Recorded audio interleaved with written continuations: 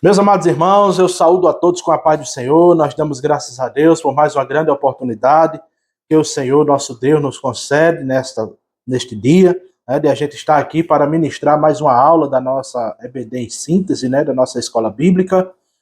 Dessa feita, nós vamos estudar a lição de número 7, que tem como assunto os pensamentos, a arena de batalha da vida cristã. E o textuário da nossa lição diz assim: quanto ao mais, irmãos, tudo que é verdadeiro, tudo que é honesto, tudo que é justo, tudo que é puro, tudo que é amável, tudo que é de boa fama, se há alguma virtude e se há algum louvor, nisso pensai. A carta de Paulo aos Filipenses, capítulo 4, e o versículo 8. E a verdade prática da nossa lição diz que os cristãos, ou o cristão sábio e prudente, ele preserva a sua mente, tornando os seus pensamentos obedientes a Cristo. Então nós vamos estudar dessa feita a lição de número 7, que fala sobre os pensamentos. E diz que os pensamentos é uma arena, né, de batalha na vida do cristão. Nós vamos ver pensamentos bons que edificam e também pensamentos ruins que atribulam as pessoas, que aprisionam as pessoas, né, irmãos? Porque às vezes a gente até ouve alguém falar: meus pensamentos estão me perturbando, estão me atribulando, porque realmente os pensamentos, eles atribulam a pessoas. Maus pensamentos, ele adoece as pessoas, é uma patologia, eu posso até dizer assim, na vida da pessoa, um pensamento ruim, um pensamento bom. E Paulo, ele dá até conselhos, né? Tudo que é de boa fama, tudo que é honesto, tudo que é puro, tudo que é verdadeiro, todos nós devemos pensar nisso. Por quê? Porque tem louvor, porque tem algum atributo, né? Porque tem algum, dizer assim, algo bom da parte de Deus disso, então nós devemos pensar naquilo que é bom. Então é nesse viés que nós vamos estudar essa lição neste dia para a glória de Deus, tá certo? O texto bíblico encontra-se na carta de Paulo aos Filipenses, capítulo 4, versículo de 8 a 9, e a segunda carta de Paulo aos Coríntios, capítulo 10, versículo de 3 a 5. A gente não vai ler para a gente ganhar tempo, mas a introdução da nossa lição, ele diz assim, que na lição 5 fizemos um estudo introdutório acerca da alma, né? Vimos que junto com o espírito inseparável dele e se compõe a parte imaterial do ser humano, Também apresentamos a sua síntese dos seus principais atributos: sentimentos, intelectos e vontade. O intelecto, ele é a parte cognitiva, né, do aspecto racional da alma, compreendendo a capacidade de pensar, raciocinar e conhecer e compreender. Então, nesta lição, nós estudaremos a respeito de quê? Dos pensamentos. Então, nós vimos na lição 5, irmãos, dando início, né, à parte imaterial, introdutória da parte imaterial do ser humano, como alma, como espírito. Nós vimos lá a sede dos desejos, sentimentos, como a parte intelectual, ou seja, o intelecto do homem como parte cognitiva. Então, nós vamos ver nessa tarde, né, nesse dia, o primeiro ponto da nossa lição, que ele fala de uma visão introdutória, né? E o primeiro subponto, ele fala da experiência de Adão e Eva. Então, o que é que diz o primeiro subponto? Ele diz assim, que no estudo da antropologia, que é a doutrina do homem, né? A antropologia bíblica, é importante sempre buscar primeiro no Gênesis, os fundamentos de nossa compreensão teológica. Ali, os traços da personalidade humana se manifesta originalmente na vida do primeiro casal.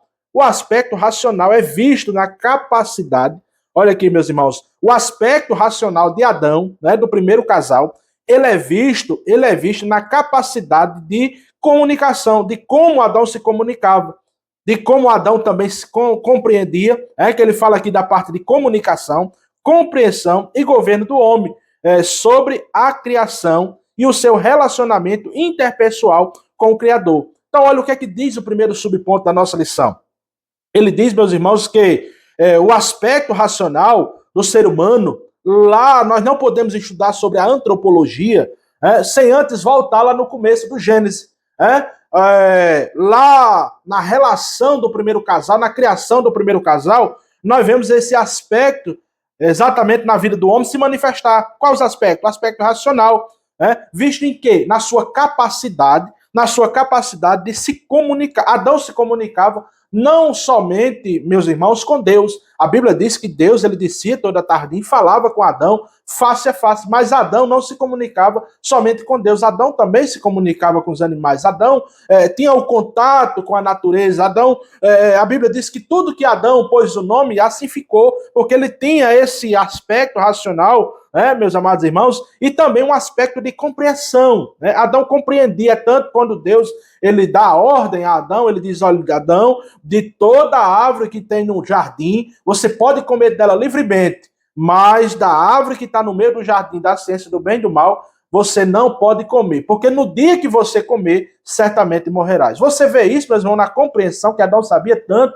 que quando ele come, quando Eva come do fruto proibido e dá também ao seu marido, o aspecto de Adão ele agora muda, né? Ele vai se esconder. Se esconder por quê? Com medo, porque ele tinha ouvido de Deus, ele tinha compreendido da parte de Deus que não deveria comer do fruto proibido. Mas ele comeu, e após ele comer, ele lembrou do que o Criador tinha dito, porque ele entendia, porque ele tinha o raciocínio, ele sabia, né, o que Deus tinha dito, ele tinha esse aspecto de compreender, porque Deus ele fez o ser humano perfeito. Diz o proverbista lá no livro de Eclesiastes que Deus, ele disse, eu achei que Deus ele fez o homem perfeito. E nessa perfeição o homem foi dotado de conhecimento, da razão, o homem foi dotado de inteligência, o homem foi dotado de todos os aspectos que nenhuma outra criação poderia ser dotado, o homem foi dotado disso. Então nós vemos isso, a capacidade de raciocinar, de se comunicar, e também do governo, do governo do homem. Deus ele deu a Adão o governo da terra.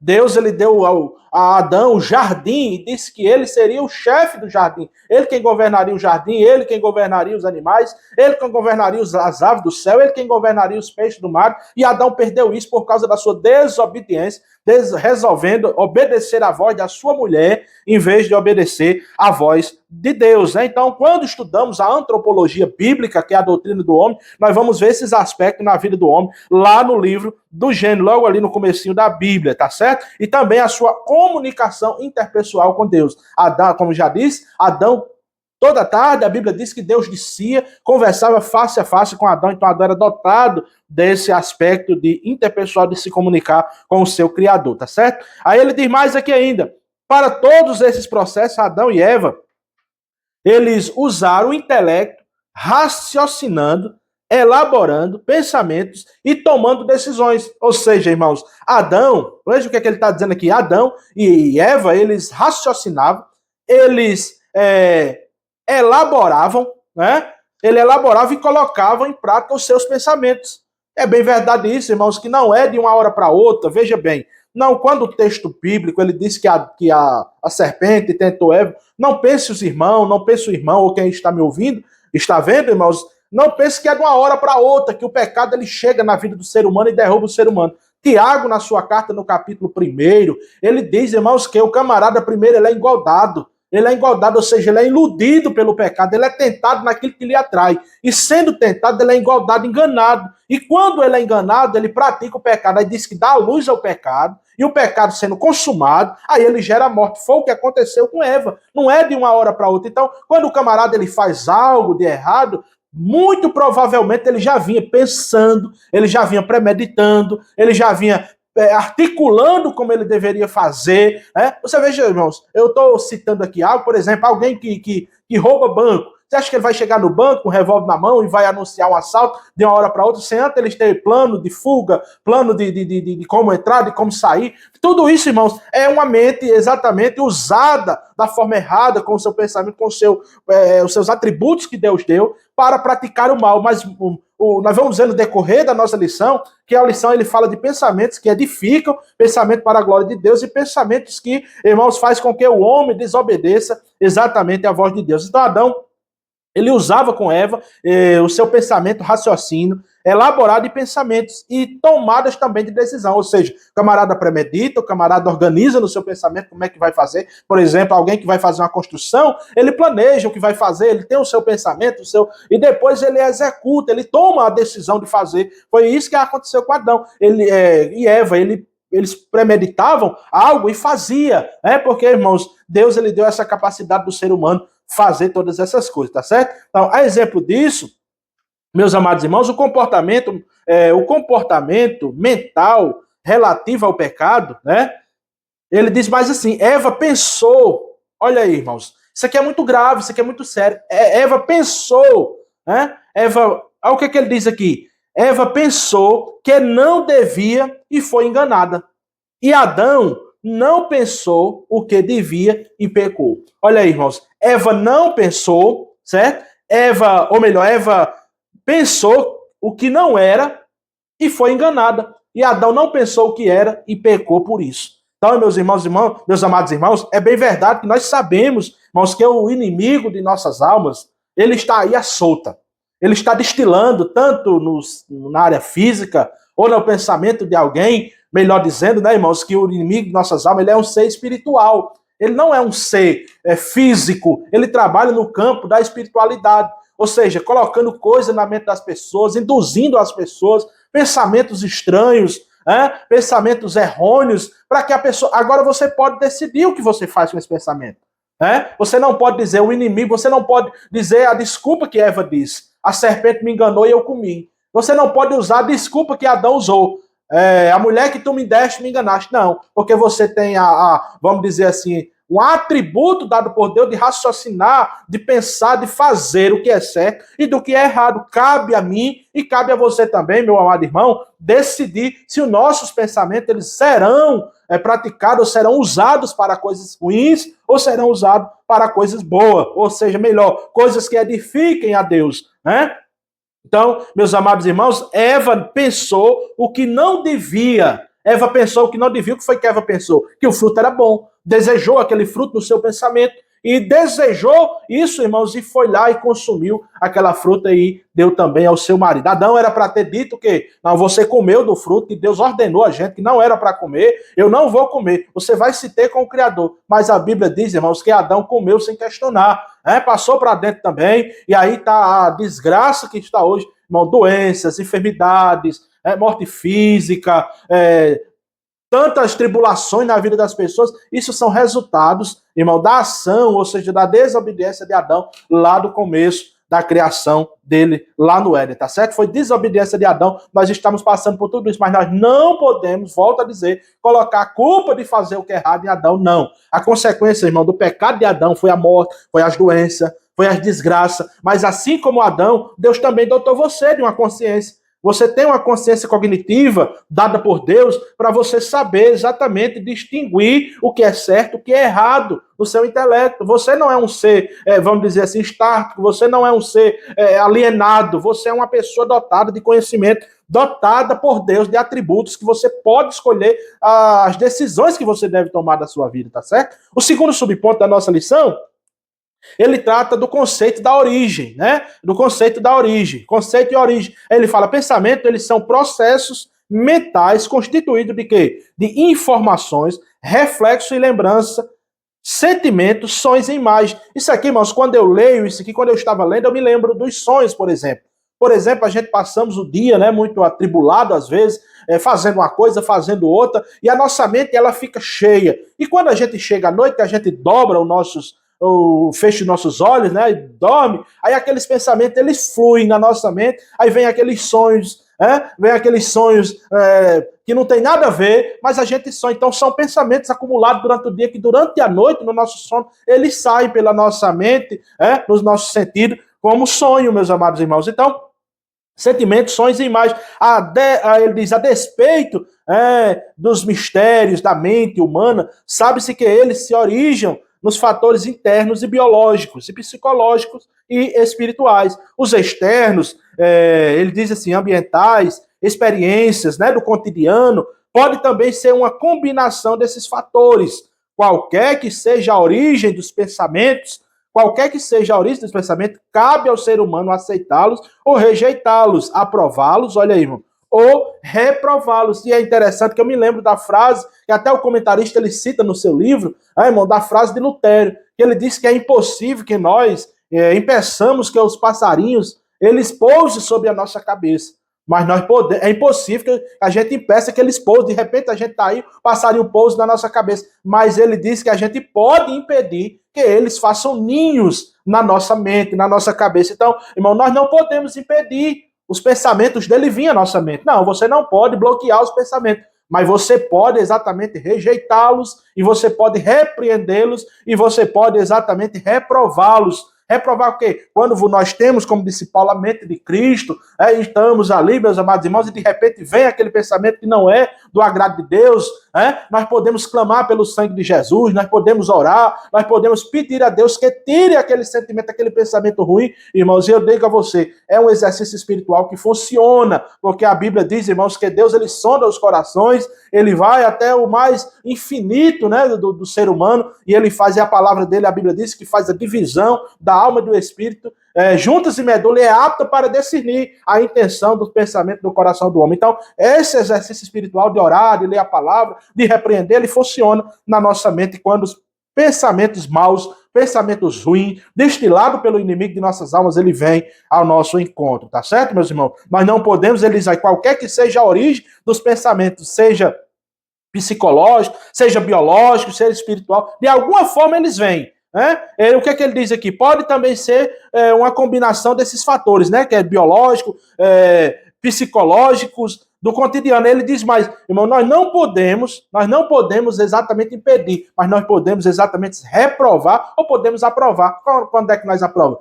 Um pensamento mau, você pode alimentar ele. Você pode arquitetar, você pode alimentar um pensamento mau e daqui a pouco, através do pensamento mau, você fazer, ou você praticar a ação que o pensamento, colocar em prática aquilo que vem na sua mente, alimentando exatamente, irmãos, um pensamento ruim, que mais tarde vai lhe trazer prejuízo. Então nós temos que clamar o sangue de Jesus e repreender, certo, irmãos?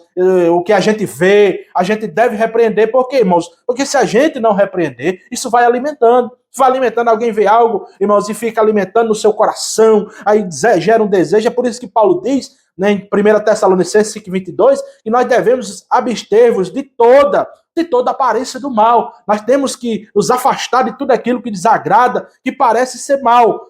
O salmista, ele diz ainda no Salmo 101 e no versículo 3, irmãos, que ele não porei coisas más diante dos meus olhos, porque a gente coloca algo nos nossos olhos, irmãos, e aquilo gera pensamentos contrários, pensamentos mal, e daqui a pouco nós estamos perturbados e até executando exatamente, irmãos, algo que não é da parte de Deus, que venha prejudicar a nossa comunhão com o nosso Criador, tá certo, meus amados irmãos? Então, o conceito de origem aqui, ele diz que é origem biológica e psicológica, e ele diz mais, não importa de onde vem a fonte, os pensamentos, ele vem e a gente pode aprová-los ou pode reprová-los, bloqueando assim com a palavra de Deus, tá certo? Glória a Jesus, nós não podemos impedir, mas nós podemos reprová-lo em nome de Jesus. E o terceiro subponto desse ponto, meus irmãos, ele fala das características dos pensamentos. As características dos pensamentos, ele diz assim, em sua amplíssima capacidade imaginativa, o ser humano ele pode construir na mente cenários silenciosos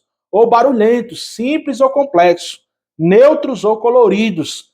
Quantas imaginações já vivemos ou já tivemos, desde a infância? Do ponto de vista moral, os pensamentos eles podem ser bons, olha aí, e eles também podem ser ruins, puros ou impuros, verdadeiros ou falsos. Os que são originados de fatores externos, eles são frutos, de experiências sensoriais. A mente ele cria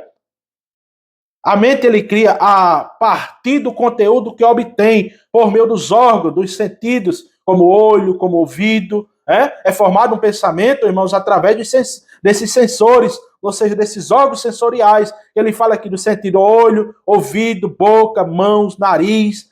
Então, por isso, abster-se de toda a aparência do mal, ela é essencial na vida do cristão. Não podemos alimentar nossa mente com conteúdo enganoso ou impuros, misericórdia, irmãos? Eu lembro aqui de Jó, quando ele diz, eu fiz um concerto com os meus olhos, como poderia fixá-lo numa virgem? Ou seja, irmão, eu fiz um concerto com meus olhos, de eles serem olhos que agradem a Deus, que sejam obedientes a Deus. Como agora eu poderia desejar algo que não me pertence? Era o que Jó estava dizendo, meus amados irmãos. Então não podemos alimentar um pensamento mau, conteúdo enganoso, impuro.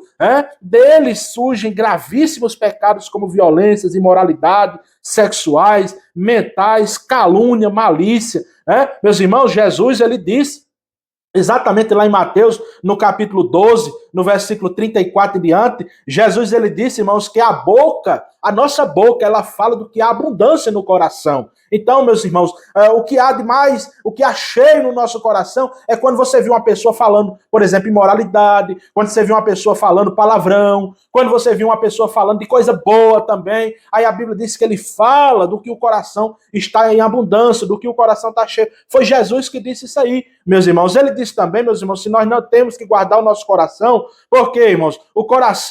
Porque do coração se processa os maus pensamentos, né? Morte, adultérios, prostituição, furtos, falsos testemunhos e blasfêmia. Tudo isso ele provém do coração. Não é o músculo, irmão. Escute isso, você. Não é o músculo, nosso coração, o músculo, mas é a sede do desejo, do sentimento, do nosso pensamento. E é por isso que Salomão, escrevendo em Provérbios 4:23, ele diz que sobre tudo que você deve guardar, guarda o seu coração, porque é dele que procede as saídas da vida. Coração aqui não é o músculo, mas é a nossa maneira de pensar, a nossa sede da nossa alma, do desejo, a sede dos desejos. Nós devemos guardar o nosso sentimento, meus irmãos, em Cristo Jesus, porque é deles que procede as saídas da vida, irmãos. Nós não podemos, como disse o tópico anterior, nós não podemos nutrir os maus pensamentos, porque eles dão a luz ao pecado, irmão. Se eu alimento um pecado de adultério, mais tarde, irmãos, eu estou consumando esse ato. Se eu alimento um pensamento de furto, mais tarde eu estou praticando esse furto, de roubo, de assassinato, de idolatria. Tudo isso, irmão, se eu alimentar na minha mente, mais tarde é por isso que muitos caem, irmão.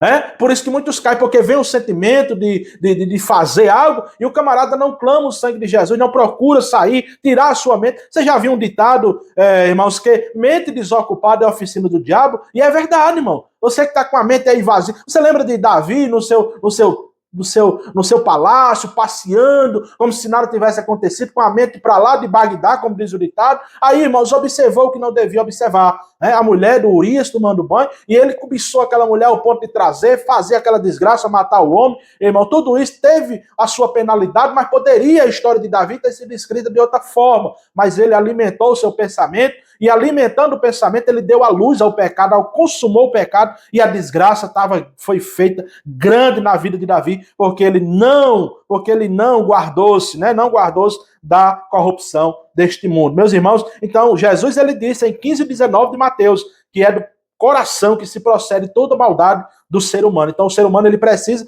voltar-se para Deus, corpo, alma e espírito, como diz a lição, e o seu intelecto, o seu pensamento, ele deve ser a cada dia. É por isso que Paulo diz, irmãos, que nós não devemos nos contentar com as coisas desse mundo, mas devemos renovar o nosso entendimento pela palavra de Deus. Devemos nos renovar a cada dia, coisas novas, coisas da parte de Deus. E Paulo dá o antídoto lá em Tessalonicenses, né, meus irmãos, aqui no textuário da nossa lição, ele dá o antídoto. Né? Lá em Filipenses 4:8, ele diz, quanto mais, irmãos, tudo que é o quê? Verdadeiro. Aí ele fala aqui de verdadeiro, tudo que é honesto, ele fala de honestidade, tudo que é justo, ele fala de justiça, tudo que é puro, ele fala de pureza, tudo que é amável, fala de amor, tudo que é de boa fama, ele fala disso também. Se há alguma virtude nisso, e se há algum louvor, aí ele diz, nisso, irmãos, pensai. Então, tudo que é de bom, tudo que é de boa fama, tudo que faz bem, né? Tudo que tem alguma virtude de louvor, e eu digo mais, que glorifiquem a Deus através do pensamento, irmão, nisso pensai. Pensai, porque o amor, irmãos, Paulo ele é enfático em dizer, o amor ele não tem lei que proíbe. Então, tudo que é amável pode pensar à vontade, com abundância, não tem nenhuma lei que proíba o amor. Tá certo, meus irmãos? Glória a Jesus por isso, glória a Jesus por isso. O segundo ponto da nossa lição, ele trata aqui, meus amados irmãos, da gestão do pensamento, né? Mas e o que é gestão? É o ato ou o efeito de gerir, ou administração, ou gerenciar. Então ele fala aqui da gestão de pensamento, ou seja, de gerenciar os nossos pensamentos. Então ele fala aqui, imperativo ético e espiritual. Aí ele diz, a epístola aos Filipenses é repleta de referências a sentimentos ou emoções, não sem razão, né? Não sem razão. Tem entre os seus apetetos, né, irmãos? Epitetos, né? A palavra meio complicada de dizer, mas saiu, irmãos, o da epístola da alegria, né? Mas possui também uma contundente afirmação acerca da gestão dos nossos pensamentos. Nela, Paulo apresenta exatamente o aspecto positivo do emprego da mente. Ou seja, irmãos, Paulo ele dá muitas características na carta aos Filipenses, irmão, de como nós gerenciarmos os nossos pensamentos, né, de uma forma saudável, de uma forma que glorifique a Deus, de uma forma que traga louvor para Deus, né? Lá na carta dos Filipenses, o capítulo 4, o versículo 8 em diante, é o mais assim, visto, lido pelos irmãos. Então, ele diz, nela Paulo apresenta o aspecto positivo de quê? Do emprego da nossa mente. Como devemos empregar a nossa mente? Ou como devemos gerenciar ou gerir os nossos pensamentos. Né? Aí ele diz, ao usar o pronome indefinido, tudo, né? Tudo sobre uma ampla possibilidade de pensamento, desde que qualificados com os adjetivos verdadeiros, honesto, justo, puro, amável e de boa fama, virtuoso ou digno de louvor, né?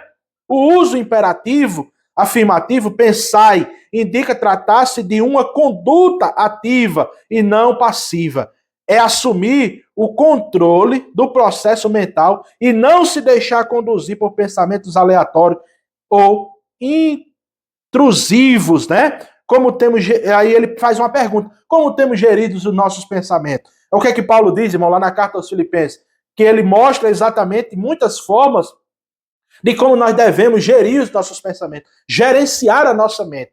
Aí ele termina com a pergunta, meus irmãos: como nós temos gerido os nossos pensamentos? Nós temos gerido os nossos pensamentos, temos alimentado os nossos pensamentos para a glória de Deus? Ou nós temos alimentado nossos pensamentos para a desonra do nosso Deus? Ou você tem alimentado o seu pensamento de coisas que não nutrem a sua alma para o bem, mas você tem nutrido o seu pensamento, né, para coisas que desagradam a Deus e que, vamos dizer assim, negativamente para a sua alma? Na verdade, Paulo ele dá exatamente na carta aos Filipenses, irmão, coisas ou dicas para nós gerirmos os nossos pensamentos. E nós devemos, como servo de Deus, nós devemos exatamente ser os agentes administradores da nossa mente. Nós não podemos deixar que pensamentos intrusos, pensamentos negativos, que geram ansiedade, que geram depressão, que geram desgraça, né, venha prejudicar a nossa vida, tirarmos da comunhão com Deus. Nós devemos, como servo de Deus, ter o controle da nossa mente, exatamente porque nós servimos a um Deus que tudo pode, a um Deus que sonda o nosso pensamento e sonda a nossa alma. Tá certo? Você não é um qualquer. Ah, meu irmão, eu não consigo. Você tem o Espírito Santo na sua vida. Ah, mas eu não consigo. Você tem a palavra de Deus na sua vida. Quando um pensamento ruim vier, irmão, dobra o seu joelho. Clame o sangue de Jesus. Quando um pensamento vir, repreenda em nome de Jesus. Vá para a Bíblia. Vá para a Bíblia. E isso vai alimentar a sua alma, o seu espírito. E você, quando você menos pensar o pensamento, ó, ele tem saído para a glória de Deus. Tá certo? O segundo subponto aqui, ele fala acima da técnica, né? O que é que ele diz aqui, meus amados irmãos? Ele diz que em nossos dias, né, há uma profusão. Você sabe o que é isso? Uma abundância. Profusão, uma abundância de técnicas de gestão de pensamento. Ele diz, irmãos, que é uma abundância de técnicas como gerenciar os pensamentos. Ele diz que há nos nossos dias hoje. E quando você vai para um centro psicológico, né, para algum psicólogo, eles dão as técnicas, eles ensinam as técnicas de como nós devemos gerir os nossos pensamentos. Então ele diz que é uma profusão, há uma abundância de técnicas para gerir os nossos pensamentos. Aí eles são estratégias de valor relativo, né? São relativos esses valores, que se limita ao plano da realidade humana. E é verdade, irmãos, são valores relativos, irmãos, porque eles se limitam apenas na, vamos dizer, no plano de realidade humana. Ele não ultrapassa isso. Olha, irmão, deixa eu lhe dizer uma coisa. Uma pessoa com ansiedade, uma pessoa com depressão, irmãos, ela não está doente, vou dizer fisicamente falando, mas a doença da ansiedade é uma doença da alma. A doença da depressão é uma doença da alma. E o psicólogo e o psiquiatra, ele pode ajudar sim, mas são relativos esses valores, através de técnicas. São relativos esses valores. Mas, irmãos, porque não passa da humanidade. Eles não podem tocar a sua alma. Mas Deus, a quem você serve, ele pode ir lá no íntimo, aonde está a enfermidade. E ele pode tocar e expulsar de uma vez por toda a enfermidade chamada ansiedade na alma. Ansiedade no pensamento. Viu? Ele pode tocar. Glória a Jesus por isso. Então a palavra, o que é que ele diz mais aqui? Eles só podem ajudar porque os valores são relativos, porque se limita ao plano da realidade humana e terrena. Mas ele diz, a palavra de Deus, ela vai muito mais além, nos ensina que a solução, olha aí, irmãos, é pensar nas coisas que são de onde? Que são de baixo. Não, que são de cima. E não nas que são da terra. Olha que coisa maravilhosa. Pensar além das circunstâncias temporais, através da percepção e discernimento espiritual, com a mente de Cristo, nos liberta da alta esfera de conflitos mentais comuns a toda a humanidade, além de encher o nosso coração de esperança que não traz confusão, como disse Paulo em 5:5 de Romano. A visão celestial infinitamente superior nos capacita a gerenciar habitualmente todo o nosso sistema de vida inferior, efêmera e passageira, além de ser um preventivo eficaz contra a ansiedade. Então, irmãos, psicólogos podem ajudar, terapeutas podem ajudar, psiquiatras podem ajudar com medicação, com remédios. Mas para curar, irmãos, uma ansiedade, para curar uma depressão, somente as coisas espirituais, como diz aqui, a palavra de Deus, ela nos orienta para a gente pensar em tudo que é amável, tudo que é de boa fama, tudo que vem do alto, nas coisas que são de cima. Não pense na cidade que você vai morar.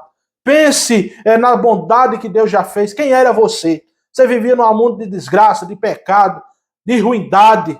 Era isso que nós vivíamos. E Deus enviou Jesus, seu filho, foi lá e resgatou. Pense nisso, irmão. Pense nisso. E isso vai lhe libertar. Tá certo? Glória a Jesus por isso. Então, isso, irmãos, enche a nossa vida de esperança e não traz confusão. E é um fator primordial e é um fator predominante para libertar o ser humano de quê? Da ansiedade.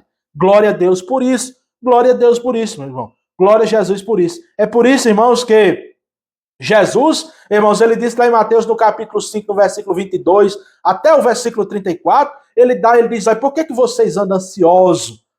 O que é que causa essa ansiedade? As preocupações, as contas, problema com família, problema com o que vestir, com o que vai comer amanhã. Jesus disse, não pense nisso. Por que andais ansiosos com o que vai vestir, com o que vai comer? Cada dia baixa do seu mal. E Jesus ainda conta, irmãos, uma parábola. Jesus disse que as aves do céu ela nem semeia, nem planta, nem nada. Mas o Criador cuida delas. E quanto mais não cuidará de nós. Então, nós devemos pensar nas coisas de Deus. E tudo isso, irmão, é antídoto para a nossa alma, para nos libertar disso. E está lá na Bíblia, está lá no Mateus 5:22. Então, Paulo diz ainda mais em Filipenses 4:6, Paulo diz que não devemos, irmãos, estar inquietos com coisa alguma. Nós não podemos viver uma vida de inquietude. Nós devemos estar sempre prestes, irmãos, a ouvir a voz de Deus, a deixar que as coisas ruins, elas se esvaziem de nós, saia e possamos nos absorver de coisas boas. É por isso que ele diz, irmãos, que nós devemos reter. Jesus foi quem disse, reter tudo aquilo que é bom, devemos reter. O que é ruim, vai embora. Eu ouvi um certo pastor dizer, irmãos, que o que é bom, nós devemos tampar aqui. Quando a gente ouve coisa boa, devemos tampar o ouvido, para ficar para nós. Mas o que é ruim, nós devemos abrir bem o ouvido para entrar aqui e sair aqui. Então isso vai nos ajudar a nos libertar exatamente daquilo que desagrada a Deus e perturba a nossa alma, tá certo? Aí ele coloca aqui mais recursos espirituais que ajudam, né? Ele diz, a leitura da Bíblia é um recurso extraordinário para produções de bons pensamentos. Olha aí, irmãos, é um exercício espiritual. Aí eu faço uma pergunta, você tem lido a sua Bíblia hoje? Você tem lido a Bíblia com frequência? Você tem lido a Bíblia com frequência? Aí ele diz, inspirados em verdades eternas.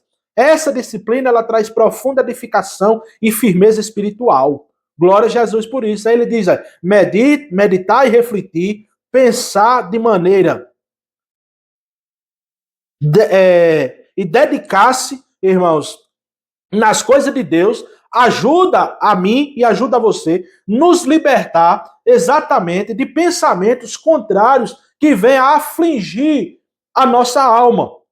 Então ele diz isso aqui, irmãos, produz sentimentos elevados, amor, alegria, paz, pelas verdades apreendidas, abundante sabedoria e correta direção. Quando nós deixamos se dominar, lendo a palavra de Deus, deixando que ela penetre nos nossos corações e orando a Deus, irmãos, pedindo ao seu Santo Espírito que ilumine, que faça com que a gente tenha um espírito de discernimento e que ele possa dominar a nossa vida, tomadas de decisões são tomadas corretamente. Viu, irmãos? Tudo que é má, através do espírito de discernimento, Deus ele pode revelar exatamente que aquilo é errado, que aquilo é contrário à sua sã doutrina.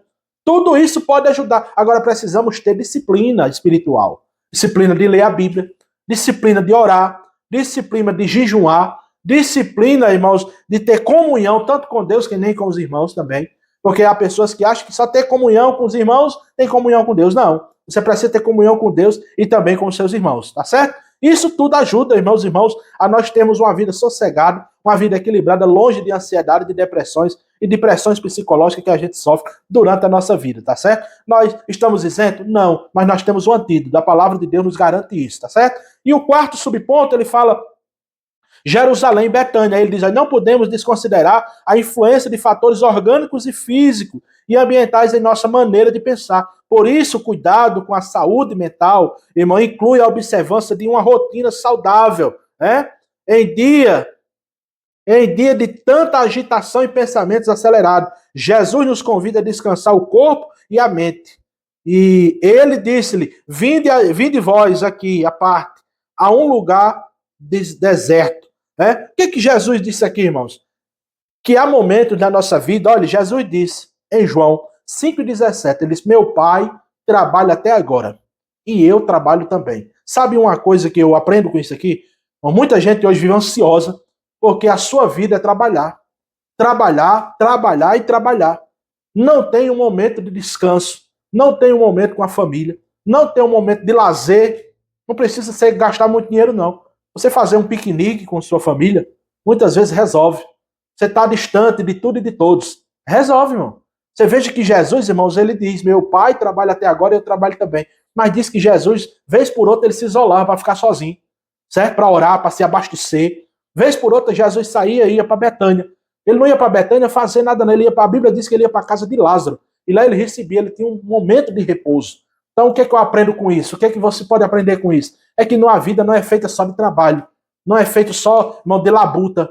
Mas é também um momento de nós desfrutarmos da nossa vida.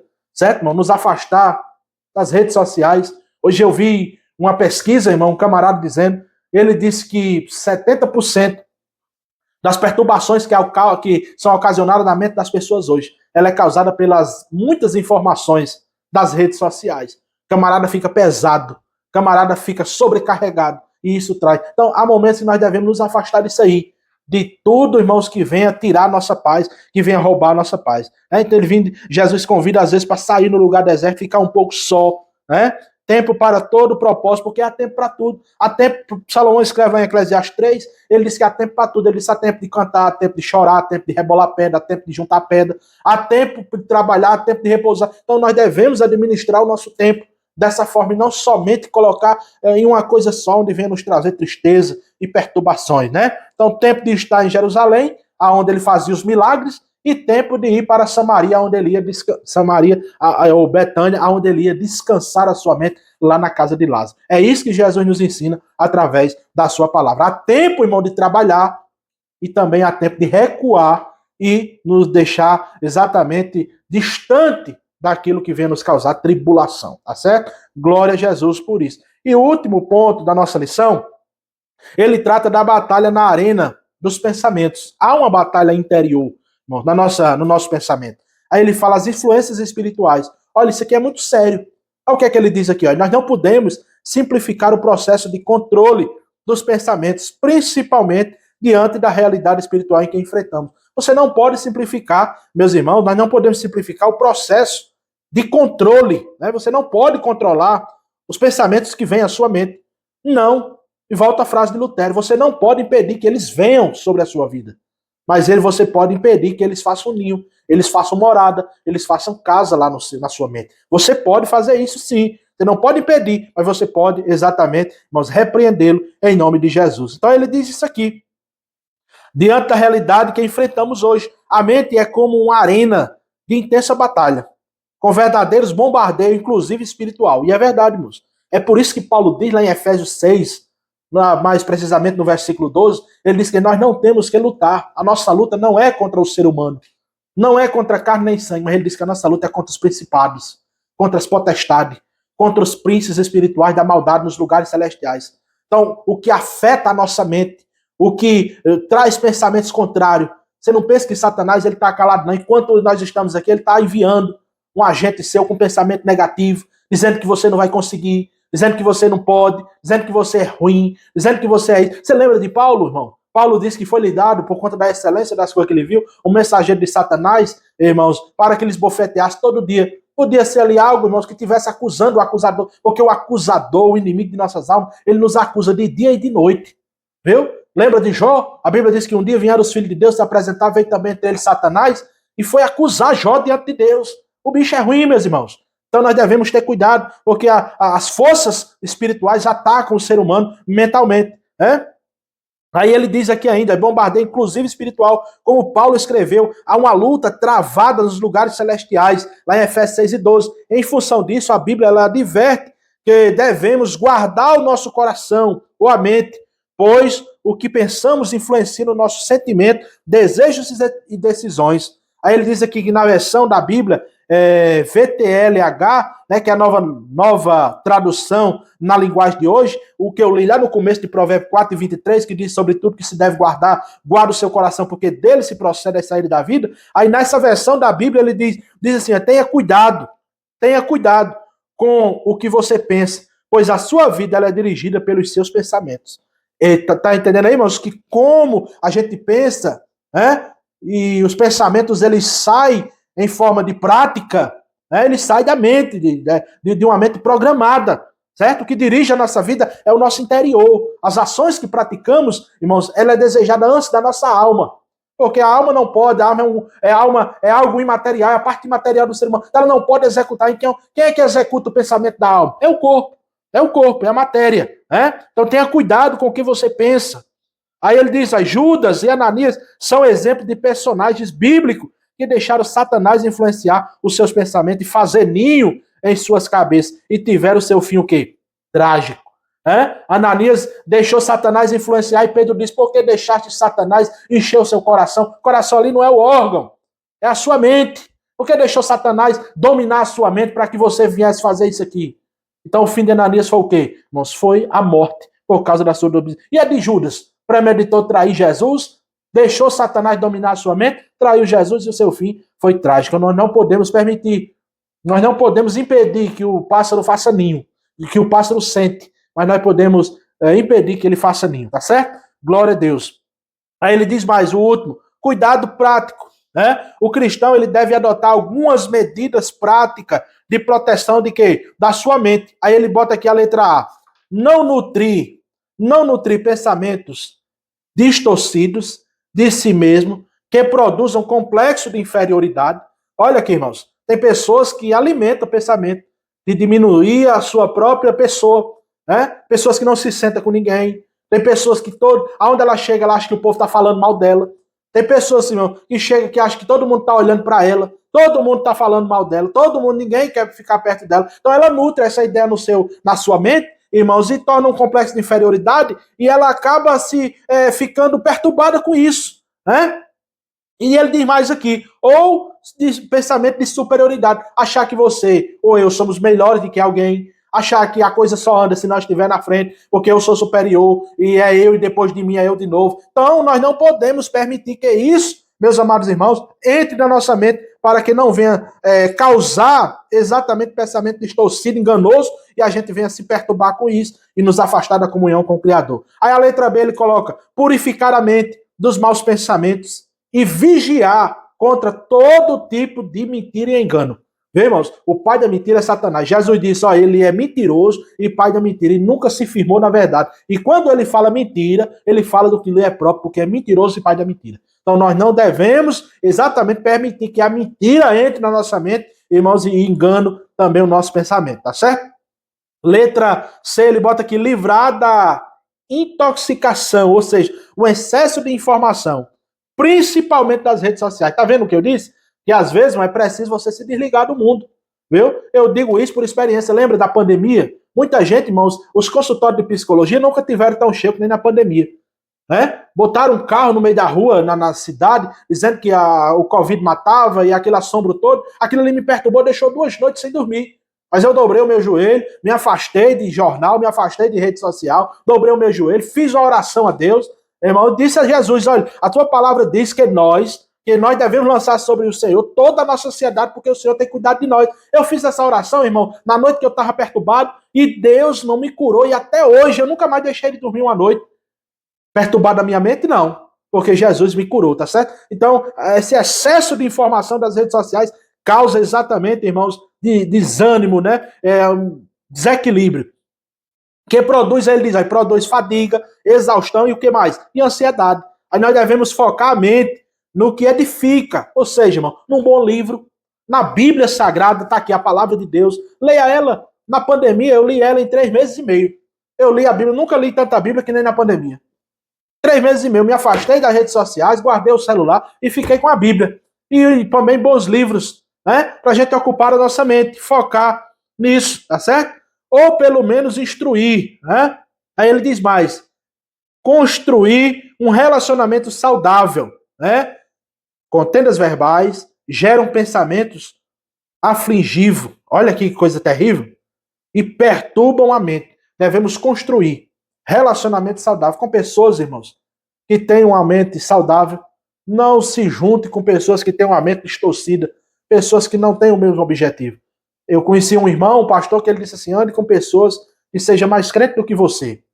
Porque se ele é mais crente do que você vai se edificar com a vida dele. Agora, se ele for menos crente do que você, aí o negócio está desmantelado, viu? Então a gente precisa exatamente nutrir a nossa mente com isso.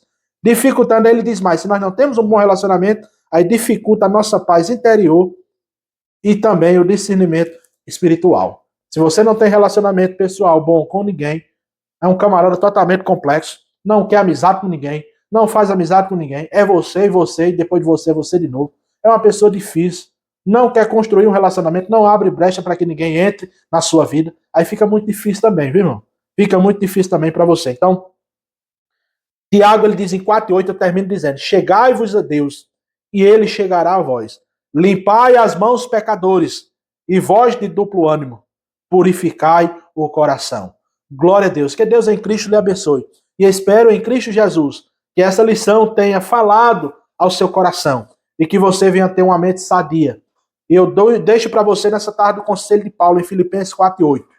Tudo que é honesto, tudo que é verdadeiro, tudo que é justo, tudo que é puro, tudo que é amável, tudo que é de boa fama. Se há alguma virtude e se há algum louvor, nisso pensai. Que Deus abençoe, meus irmãos, em Cristo Jesus. E até a próxima oportunidade, se o Senhor nosso Deus assim nos permitir. Amém.